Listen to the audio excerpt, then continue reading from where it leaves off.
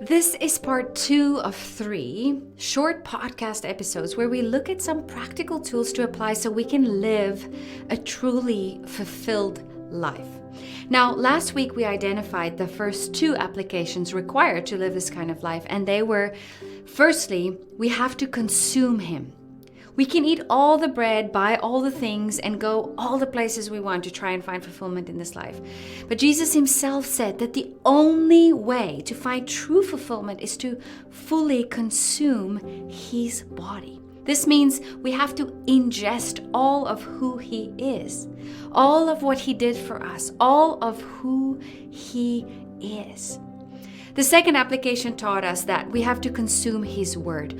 We can never live a fulfilled life if we don't live the way we were created to live. And the Bible teaches us His ways. So consume Him and consume His word. Those are the first 2. And then today we're going to look at 2 more applications. And the first one for today is commissioned to share the good news. John 4 verse 34, Jesus said this. He said, "My food is to do the will of Him who sent me and to finish His work." Now, Jesus was as passionate can be about many things, but the one thing that stood out, that was at the very top of His list, was to do the will of His Father, to do God's work. It was the thing that nourished Jesus.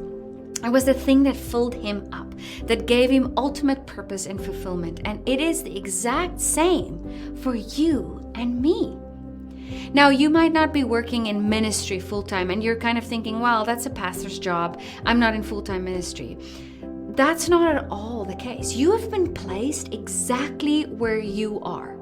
At your work, in your family, in your neighborhood, at your kids' dance school, in your husband's family, the in-laws. You're not there to simply exist, but to make a difference and make other people's lives better. And there's no greater way to do that than to share the love of Jesus with them. Sharing His hope, His promises, the promises from His word, speaking His life over their lives. That is what you and I have been commissioned to do from the start. And when we step into that purpose, man, we will experience ultimate satisfaction and fulfillment. That is living a life truly fulfilled.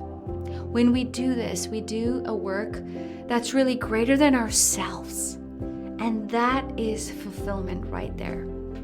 So maybe you have been in a season where you feel just unfulfilled. And the natural thing is to start focusing inward. Like, what do I need to do to find fulfillment? What do I need to do for me to feel like, purposeful? How do I find my purpose? Here it is, my friend. Let it be about the kingdom and about others. Don't you just love how the kingdom works the exact opposite than man's mind and the way of the world? I just love it. It's like literally the exact opposite. If the world tells you to do this to find fulfillment, just turn the exact other way, and that's where you will find it. No wonder so many people feel unfulfilled in life. They're trying to find fulfillment the world's way. Let's be a people that's known to be all about our Papa God's business. And in the same line, today I want to also share the second thing. So the first thing is you're commissioned to share the good news wherever you are, wherever you've been placed. And the second thing, you have been commissioned to give. To give. And not just to give selectively and comfortably and conveniently. No, give generously. Again, the world teaches us that if we want more fulfillment, we need to get more.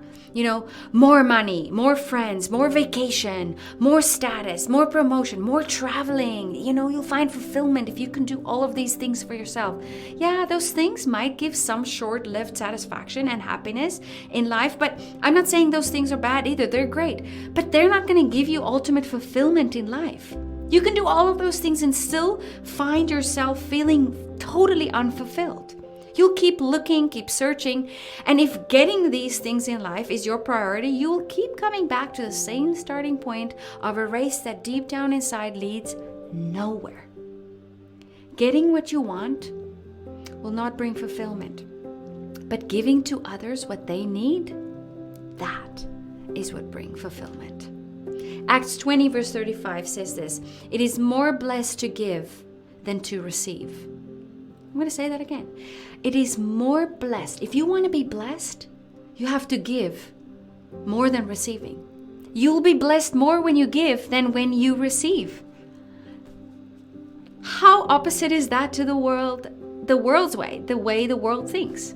This is a principle that I feel like I need to teach my kids all the time. I'm so passionate about this because I know how fulfilling it is to live a generous life of giving. To sacrifice all your own desires, to die to yourself and give to others, there is nothing more fulfilling than that. Plus, when we live a life of giving, we learn to focus on others' needs and not just our own. And with that mindset comes so much fulfillment. The world says, look out for yourself at all times. The word says, look out for others at all times, and He will look after you. Well, I honestly want God to look after me more than I want the world or things to look after me. And how do I get that? By looking after others. When we truly respect the word and live a life of obedience and giving generously, it's an example of that. That's when we live a God-fearing life, and that's a good thing. Remember, to fear the Lord is not a scary fear. It's not a, scared of God. It's a reverent fear.